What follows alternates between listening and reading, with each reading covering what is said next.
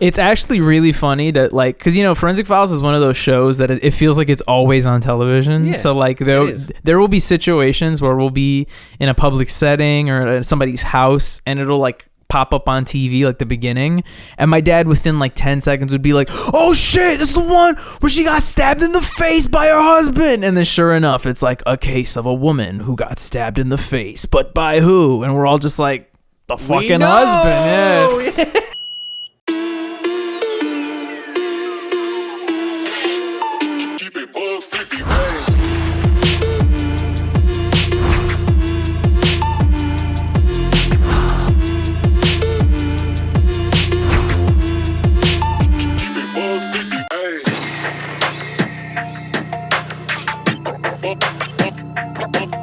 Welcome to the JSN. We're here with the Joystick Shopping Network. I'm Bobby Rosario, here with my co-host. And I'm Dilly D. Dilly D, and we have a wonderful offer for you. If you call in within the next 35 to 40 minutes, you're going to be able to get your chance to get a wonderful episode of the podcast. I was really hoping there was a dumb product I could spin there, some, but what would be the joystick show urinal cake? Ugh. Yeah, you get to pee on us. Yeah. If I can, real quick, welcome to the Joystick Show. Hello. I do want to talk about the Home Shopping Network. It'll be a very quick tangent, I know. Right off the bat, make sure to go ahead and like this episode of the Joystick Show. Make sure to go ahead and subscribe to the team. It makes us feel good. 236. Look at us. We're making those numbers go higher. Easy. Joey and Jerry are not here at the moment. This is funny. Yeah, because we have some. Because if I told you guys where these two people were.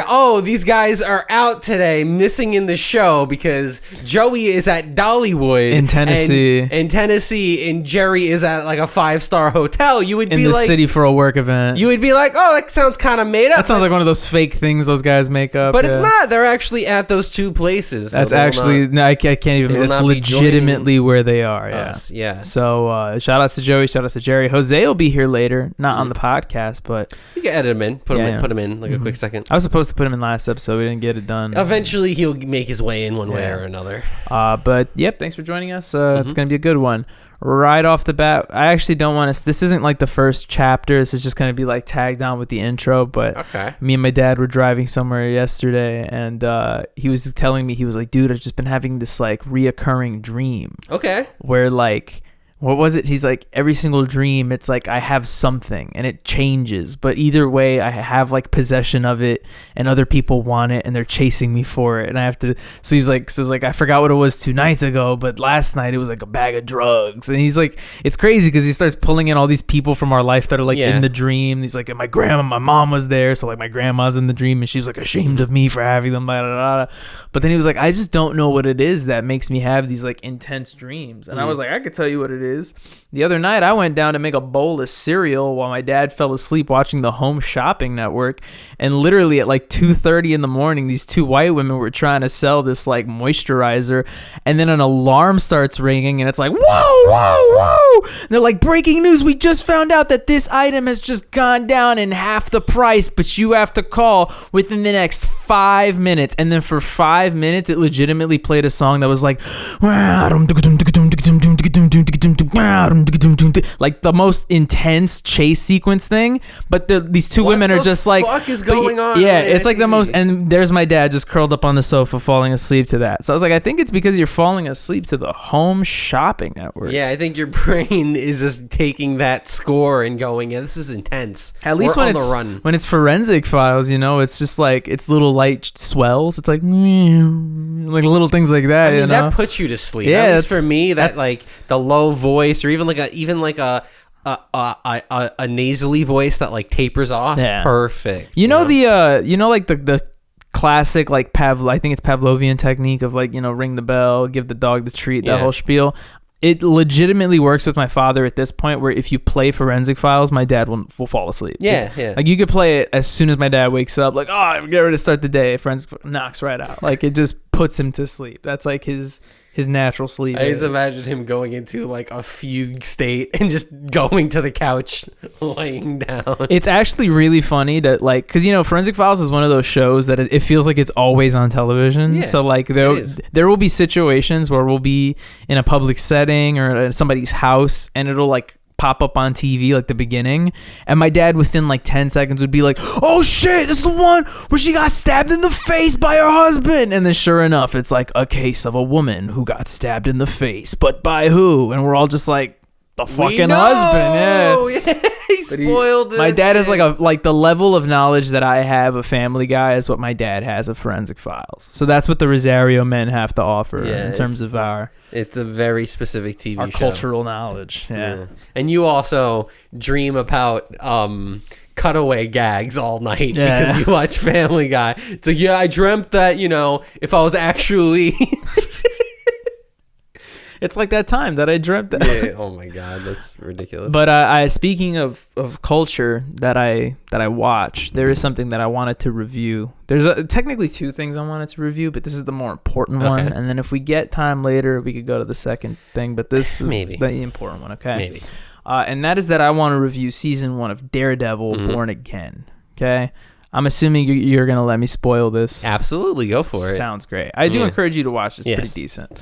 Right off the bat, if I had to give this a score, I was talking about this with Mildred, I think I would give this somewhere between an 8 and an 8.5. Okay. I'm not fully settled on it. Like I'd maybe have to consider rewatching it or rewatching parts of it. But I think the first thing I want to talk about is the comparison to the original Netflix series. When the show was being made, Disney was, you know, promising that when Daredevil was brought into the MCU, or more officially into the MCU with this series, that they were going to keep a lot of that dark tonality from the Netflix series. And to be fair, it does carry over. There is, you know, a healthy amount of gore and swearing and all that good stuff that made the Daredevil show feel so grounded. But there's this other layer where, like, you know, it has Disney movie money, you know? So, like, the sets... That was another interesting thing that we talked about. The actual set pieces for the show, like, weren't crazy to me. Like, I think one thing that gave the original series that charm is how much of it was filmed in New York, like, on location. So it really felt like in New York City, you know? But there is a lot of this series that's filmed on sets. So it just kind of... There's a little bit of a... what's the word? Just like it takes you out of it. You know? It's like, you know, like that's just more for me though, because I really like the gritty feel of the dark New York feel, but now everything feels a lot more brighter and Marvel-y, I guess. But aside from that, the story was pretty cool. We finally got to see the return of not just Charlie Cox and Vincent D'Onofrio, but we also got to see John Bernthal come back as the Punisher in all his glory. He comes for a brief conversation in episode 4 and finally does return for amazing action glory in episode 9, and a post-credit scene even teases his little special presentation that's coming, because he's getting a television special. I don't know how that's gonna work out. It's gonna be a holiday special. That's the funny thing, is like the only time Marvel has done specials, they've been centered around holidays. So they did the Guardians of the Galaxy holiday special, and then they did Werewolf at Night, which was kind of like a Halloween special. So I have no idea what the fuck the Punisher one is gonna be. But I don't know. I just know that John Bernthal falls in that category of actor that. Yeah, I don't know where he falls, but it would be like him, Statham, a few other guys. Like he's never the lead man, but Frank Grillo. Yeah. Like because John Bernthal, he's never the lead guy, but he's fucking shit up. You know what I mean? Yeah, absolutely. But yeah, I'm looking forward to that. I was also going to mention, when that show does come out, I found out today that John Bernthal's writing that series, so that should, or that special, so that should be pretty cool. See the guy who makes it. Cool. But aside from all of that, I just wanted to spoil the end of the series because I have some theories, and that it's not really that I want to review the show as much as I want to talk about my theories for where this is taking not just the show but also the Marvel universe, right? So this is where things are going to get real spoilerific. If you haven't watched the series yet, you might not want to watch this part. Graphic and time. If you don't want to have the Marvel Cinematic Universe in Phase 6 spoiled for you, you might not want to watch this either, because I'm pretty good at these theories. Okay, so just keep that in mind. Right off the bat, I had this feeling that, well, I mentioned it earlier, like weeks ago when I first mentioned when episode 1 and 2 came out, that they killed off Foggy Nelson. And I actually very much believe that Foggy is still alive. Yes. There's a lot of things that make me feel this way. First and foremost, there is a comic book storyline where Daredevil gets sent into prison by Mayor Fisk. Foggy is his public defendant, and when Foggy goes to visit him, he basically gets shanked and killed in prison, only for Daredevil to find out years and years later that Foggy survived and was put into witness protection. So that's already kind of like something that's set up. Secondly, one thing I noticed is in the scene where Foggy is shot by Bullseye, the people surrounding Foggy who are also shot are very clearly and accurately shot in the head and die, yet Foggy gets shot in the stomach. So it's like if Bullseye is this really expertly trained marksman, why shoot him in the stomach and give him the chance? You know what I mean? True. So I had all of these like little feelings and stuff, and the other thing that kind of cemented it for me was that somebody from Marvel, I don't remember if it was Charlie Cox or Kevin Feige or maybe even the actor who plays Foggy Nelson, but they basically said something along the lines of like, this isn't the last of Foggy you're gonna see. So, you know, some people insinuated that as being like, oh, maybe in flashbacks or something. But I kind of knew, like, I don't think he's fully dead. He's coming back in some form. Yeah. And that's my big theory. And then the last thing I'll add to that is I actually ended up watching like a short YouTube reel. And it pretty much clocked everything that I said and thought. But the one little detail that it added that I didn't notice was that in that scene when they're walking to the bar, like the neighboring apartment, the number is 468. And that's actually like the issue number of the comic where like Foggy is revealed to be alive. And it's even called like The Mysterious Life of Foggy Nelson. So that the puzzle pieces are there, low-key. My second theory is that I do believe, well, I have to set it up with what happens at the end of the season. At the end of the season, basically Mayor Fisk, like he calls martial law in New York. It turns into like this crazy thing where he wants all vigilantes killed on sight. Riots happen, police officers just kill like random people, and then they claim, oh, he was a vigilante, he was wearing a mask. So it's like kind of like this crazy like situation to be going on. But the season ends with Daredevil sort of like coming to terms with the fact that he can't put Fisk down alone, and he has to build an army. So my initial theory was that he was going to build an army of street level superheroes. So first thing to mention is it already speculates that the Defenders are going to be coming back. So Luke Cage, Jessica Jones, Iron Fist, Elektra, Punisher. So the people who had like the Netflix series, it looks like they're going to have their own little mini Avengers team up in Daredevil season 2. Also to mention in the comics, Luke Cage tries to run against Mayor Fisk like in a legal way in a campaign against him, whereas the other superheroes try to fight him. Interesting to see if they go that route. They won't, because then you're looking at like a law Joker 2 situation. But all that to say, like, I think it'd be really cool if they added Spider-Man in it. Spider-Man was mentioned in the series. He's in New York. He's doing Spider-Man things. He's not shown in any way, shape, or form. But what I think would be a really cool thing is apparently they also mentioned that Tom Holland... They basically revealed the whole cast list supposedly for the first Avengers movie that's coming out next year. And they revealed that out of all of the names, one of the biggest ones that's not in the list was Tom Holland. And then it was reported like yesterday or the day before that Spider-Man 4, which is also coming out next year, is going to be taking place simultaneously during the events of Avengers. So basically, while the Avengers are doing their thing, Spider-Man's doing his thing. And my theory is that that's going to connect to the Daredevil storyline. So basically, something bigger is happening, but then there's also this like mini set, like also important storyline happening in New York with all these street level heroes. So that's what I see happening. Those are my theories. Overall, I'm going to give Daredevil season 1 an 8.5 out of 10. I definitely suggest you watch it. I think it's one of the best series that Marvel's put out, right up there with Moon Knight, Hawkeye, WandaVision, and I am very excited for season 2. Apparently Matthew Lillard is joining the cast. Okay. I love me some Matthew Lillard, so shout outs. And also shout outs to Vincent D'Onofrio. I'm glad that the boy's getting his flowers because guy's just an incredible actor. He's been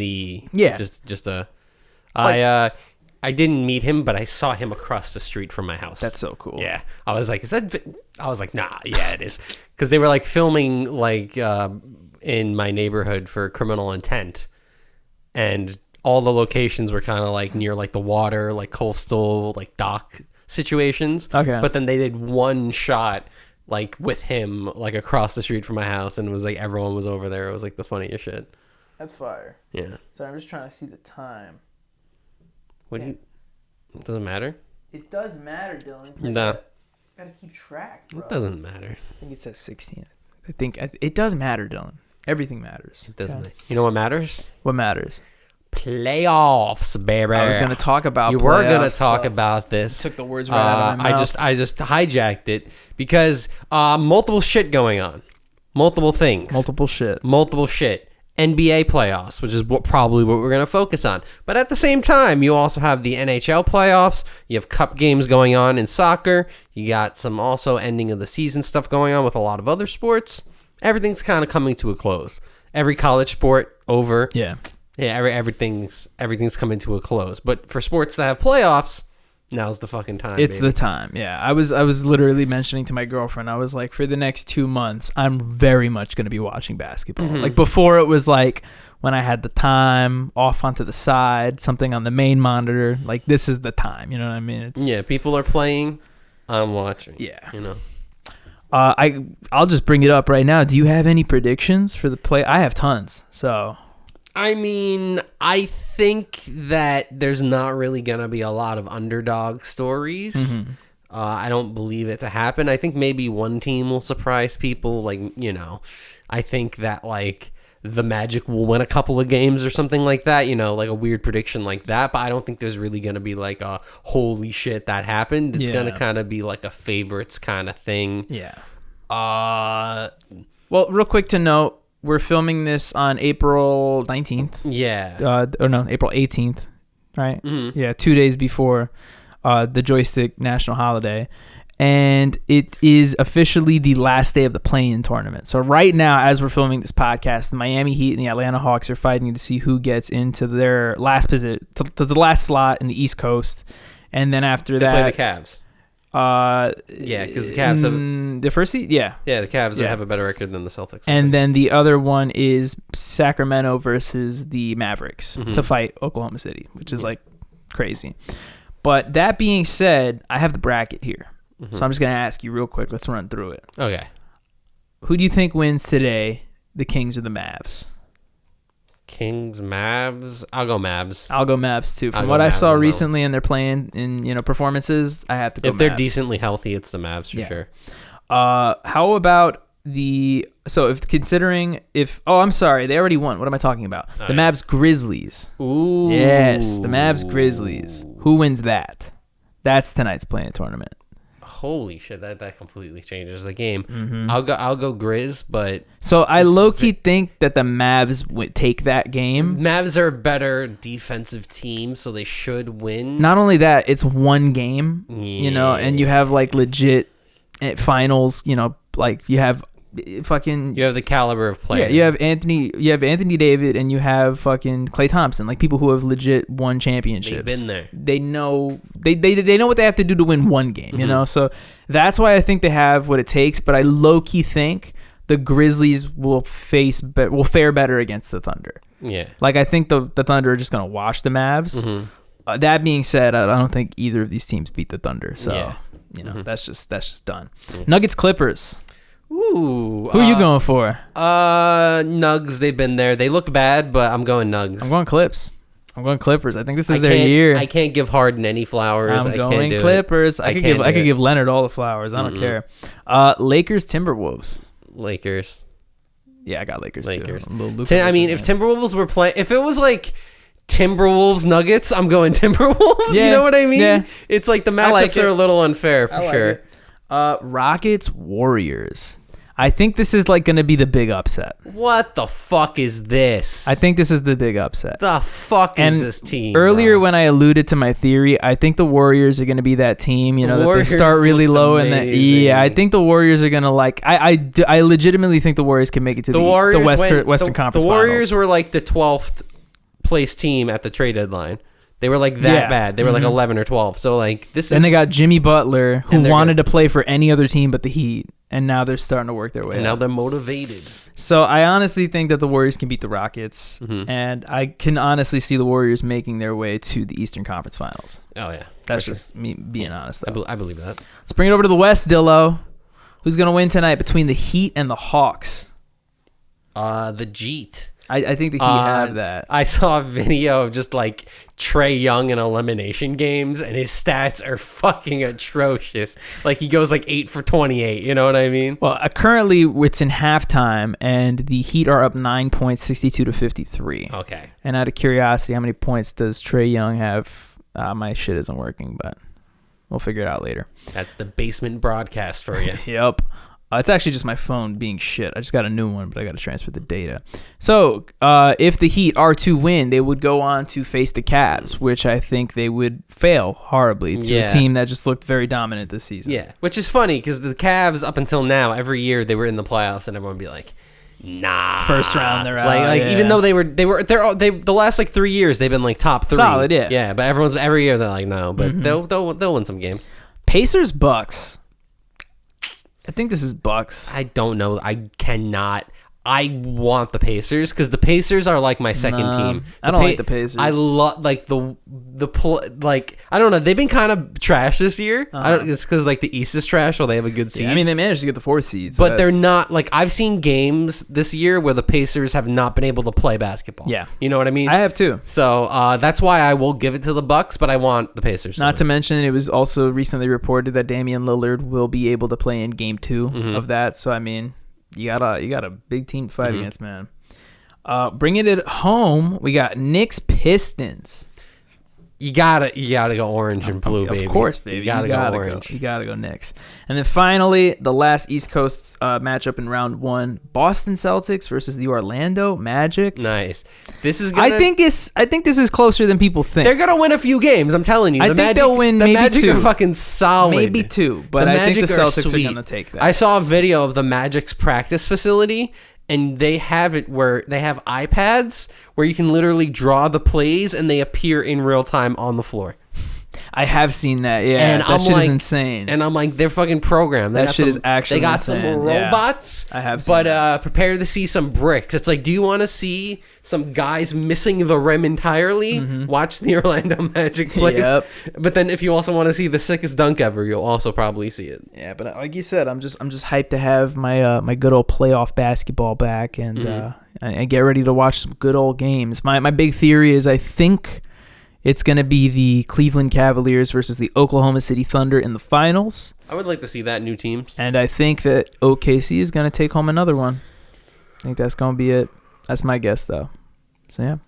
Shout out to the former Supersonics. I have another thing I want to talk about. Okay. It's another thing I watched. Okay. So, before I get into this very brief movie review, I'm not going to go on a tangent about this. I say that, and then that's usually when I go on tangents about things. But I wanted to review a romantic comedy that I watched, a rom-com, if you will. But specifically, I wanted to talk to you about it, okay? Is it a movie I've seen? I don't think so. I hope not. Okay. Real quick. What do you mean? What the fuck what does that mean? Give me a second, all right? It's because it's fun. So, when I review movies, or review anything on this channel for that matter, right?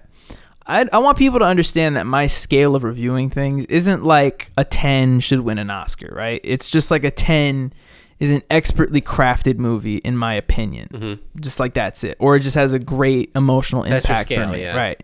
And if it's a 1, I just hated it. It didn't do anything for me. It's not my cup of tea, right? Yeah. It's not to say it's like the worst thing ever made. I'm going to start this with the ranking, and I'm going to give this movie a 7.5. That's pretty high. I liked it a lot for a romantic comedy. And I'm going to give you the title and the premise. The title is When We First Met. Have you heard of this movie? It sounds familiar, but it's also like a corny thing to say. Yeah, right. So let me give you the premise of the film, okay? It's about a guy who at one point, like the movie takes place in 2017. So 3 years prior in 2014, he meets this woman played by Alexandra Daddario. They kind of meet at this impromptu Halloween party, and they have this amazing night where they find out they have all this stuff in common. They just have like one of those like, perfect movie moments, like we'll never forget this type of thing. And then it's basically set up to basically make it feel like you're at their engagement party. But then there's this big like, record scratch, and it's revealed that at some point at the end of the night they didn't click, and she ended up meeting her new husband, who's played by like this really attractive, good looking, it's Robbie Amell, in the future. So the premise of the movie is one day he goes to a photo booth at the bar that he works at to take drunken sad pictures, and the photo booth essentially Groundhog Days him back to the day in 2014, and he gets the opportunity to like retry everything and get her back. Yeah, and that's why it's called When We First Met. Right. Okay. So it's like he fails. He goes back trying to think like, oh, I should be cool and say all the stuff she thinks I'm going to say. But then she thinks he's a stalker.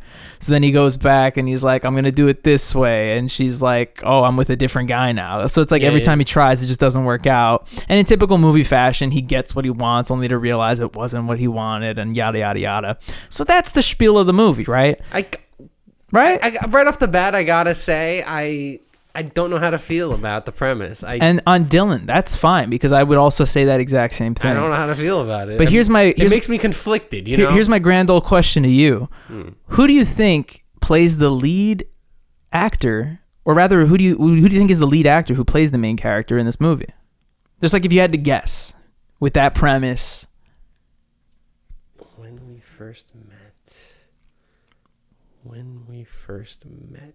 Any actor. It's a Netflix movie, so they got money. I don't know. Fucking Hugh Jackman. A little younger, Okay, yeah. So we're thinking like... We're thinking like 30s here. Young guy. I really don't know actors like this, to be honest. That's fine. Yeah. So like rom-com leading man. Yeah, I'm thinking of the guy from like that Sidney Sweeney movie. Oh, Glenn Powell. Yeah, Glenn Powell. Yeah. I'm thinking like very like corporate white guy. Yeah, it's Adam Devine from Workaholics. Yeah, there you go.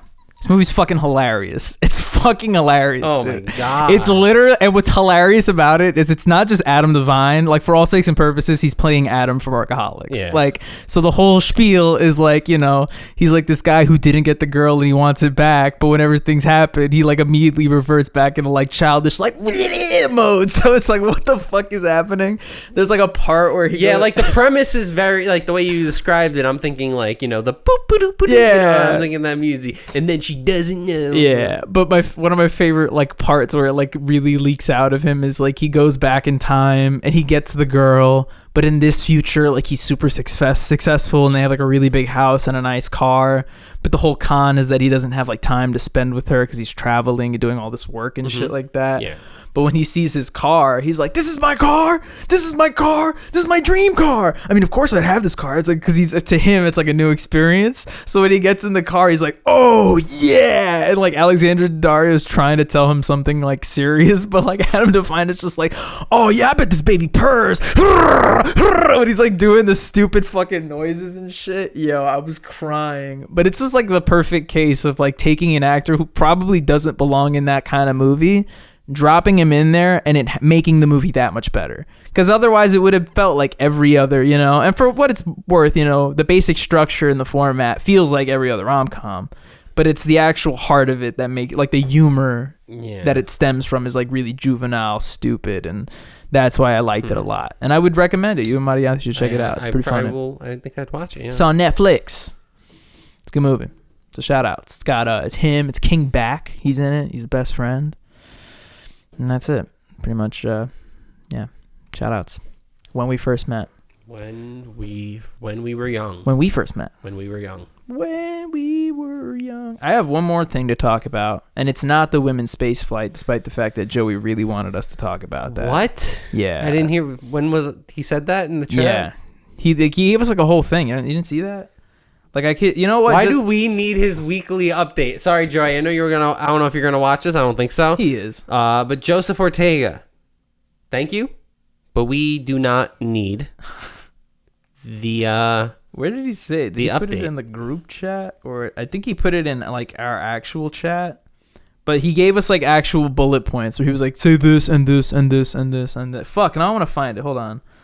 While you do that, wait. Well, so you were going to talk about one more thing. Just give me 1 second. Okay. Just give me one damn second. I want to talk about one more thing. Hurry up. And no, I'm not gonna though. Now you're not gonna talk about it? Well, no, because it's like 2 minutes, and it's gonna be more. It's not gonna be enough time to explain.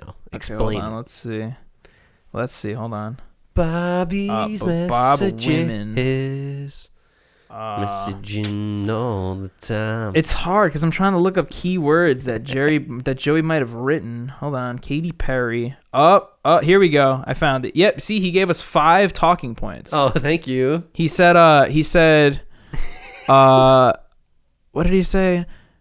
He posted a video of it. He said, this shit bothers me too much. Please talk about it on the podcast.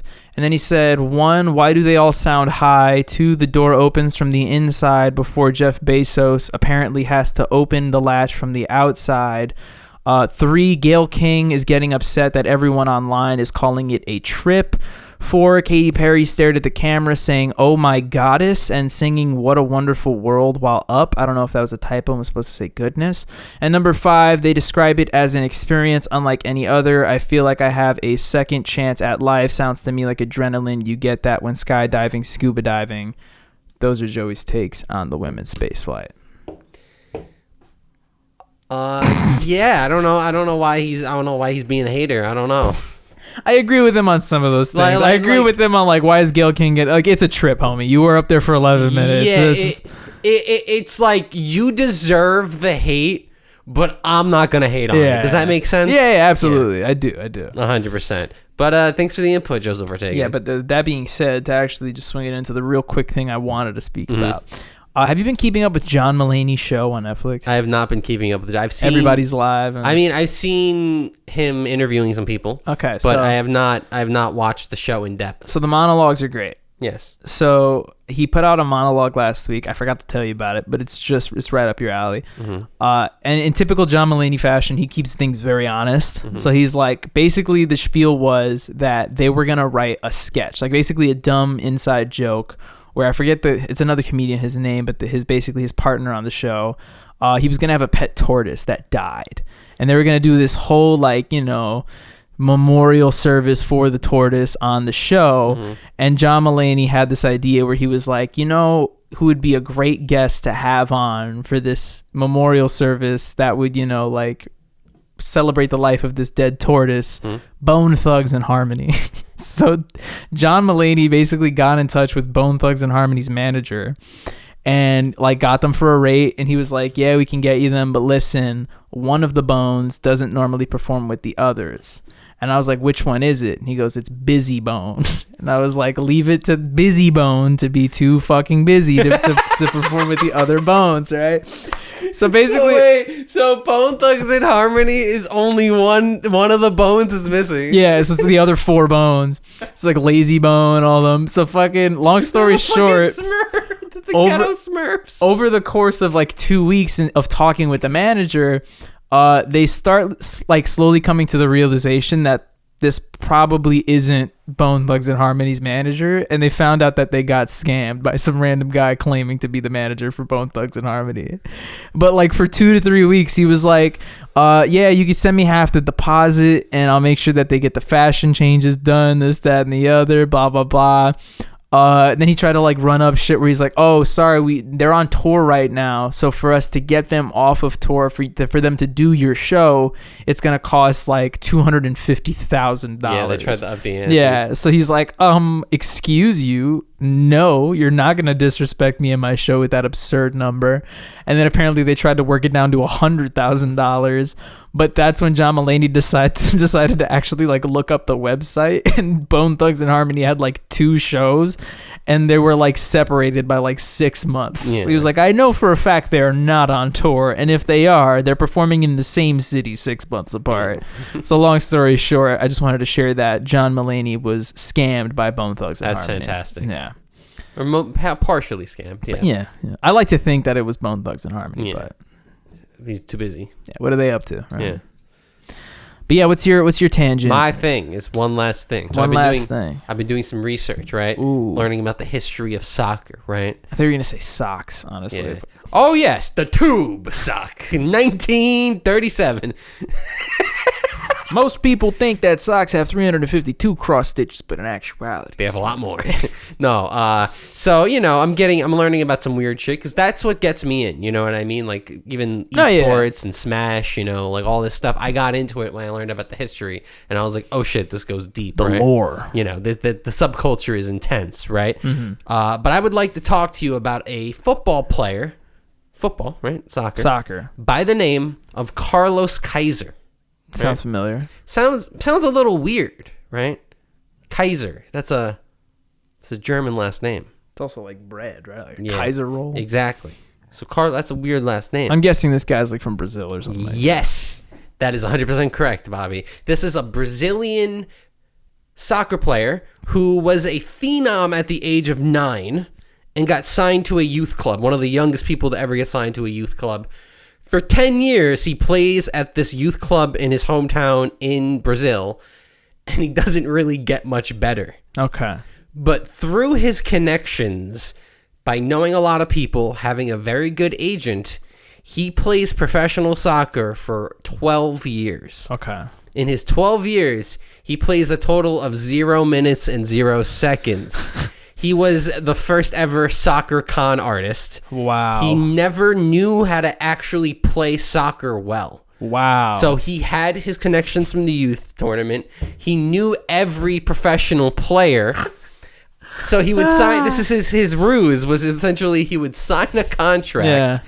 And then when he would sign, he'd go, oh, I've been dealing with personal stuff for some few months. I really can't play right now. I got to get in shape. I'm in bad form, it's called, right? The Ben Simmons, if you will. Yeah. So basically he practices for about a month and a half. He's getting in good shape. He's like, I'm ready to play. The Ben Simmons, if you will.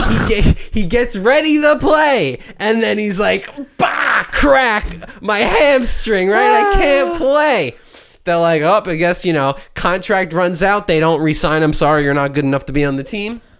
Goes to another town over. Mm-hmm. Does the same thing. He does the same thing 7 different times for the same team twice. Wow. I don't know how he got away with that shit. I don't know how he got away with it. I'm way better now. I promise. Don't worry. Yeah. At one point, he started doing multiple countries, doing auto translates that didn't work. He had a cell phone that didn't work. It was a fake cell phone, and then he would draft calls on the fake cell phone, which had like a voice recorder in it to record conversations of other managers saying how good he was and his stats in these like 4th divisions. And it's like, Christ. You're not, it's 1981. You're not going to look up in the 2nd division in Bulgaria if he actually played for this team or not. You kind of just have to take his word for it. Yeah, where there's no fucking basketball Wikipedia or football soccer Wikipedia. At the later stages of his career, it was kind of known that this guy didn't, even if he knew how to play soccer, he didn't want to play. Even if he didn't know how to play. So then he got signed to be a vibes guy, just to hang out with the team. Yeah. So he got signed to his hometown team, and then he got signed to one of the bigger teams in Brazil because they had a problem with some of the players being alcoholics. So they were like, we need a guy who doesn't drink alcohol and doesn't play soccer and just comes in for the fucking vibes. And apparently he got everyone on the team clean. So I would like to give a fucking... That should be the fucking 6th man of the year right there. I don't know how many people are on the field. That's the 12th man of the year right there. Exactly. So I'd give a round of applause for Carlos Kaiser, a soccer player who that's fucking did awesome. not know how to really play soccer. That's amazing. So was Carlos with a K? I wish it were. Kaiser was. It would be cool if it was the double K. Yeah. What if it were triple K? Then it wouldn't be cool. It wouldn't be cool at all. But shout outs to fucking... You also like how I set you up with my little Bone Thugs and Harmony scam into con man story. A little bit of... Look at that. Who knew? Who knew? We were on the same wavelength. It's now time for Jam. And Yam? There you go. It took a little while, but I was trying to go off the whole wave. Whatever. Did I even listen to music? I did. I did listen to music. It's just my app is going to take 10 years to open because my phone has no space. Mm-hmm. So if I can't get it open, Dylan's going to share his yam of the week. Dylan's going to share his yam of the week. Yeah, my song. Get fucking ready. I already forgot. No, it's I'm gonna go with my boy Bilmuri. I picked him before. The country emo fusion, formerly of Attack, if you remember. Attack. I do. He did clean, but now he's like, he's country now. It's pretty good. Of course he is. This song, I don't know how to feel about it, but it's good. There's some other guy. He sounds like country John Mayer, if you can imagine that. Mm-hmm. But yeah, it's nice to hear country with like a breakdown in it. I don't know if it works, but I think it does. Okay, cool. I'm going to go ahead and give my jam of the week to a little song called Ouzo 12 by Bunker Buster. Yeah. That's a fucking sick name. It is a sick name. It's like I found it on a YouTube video. It's like one of those like Artlist, like free to use songs if you subscribe to the service, but it's a vibe. It sounds like, I don't know, like an Ocean's 11 song. That's the best way I could describe it. But shout outs to Ouzo 12. Mm-hmm. Yeah. All right. Nice. Shout outs to episode 236 of the Joystick Show. Nice. A little duo episode. Hopefully next week we'll get the boys back here, and we won't have to deal with the blank middle space. Hey, but you know what? I don't mind. I don't mind either. I like being here with my friend. Yeah, I feel like we use the cams more. It feels like a conversation. You know? Yeah. It feels like talking. Of course. Make sure to go ahead and like this episode of the Joystick Show. Feel free to subscribe if you're feeling like it. It'd make us feel better. It would help us get the numbers up. It would encourage us to make more content. And, just comment who you think is going to win the NBA Finals this year. My guess is the Minnesota Brewers. Yep. I tried to intentionally get the wrong city, and I got that wrong, right? It's not actually the Minnesota Brewers; it's the Milwaukee Brewers. Yeah, but you somehow got very geographically close. You were one. That's why away. I had to question it. I was like, I think I got that almost right. Fuck. Mm-hmm. But yeah, it's cool. Let's go Mets. Sure. Let's go Mets. If I can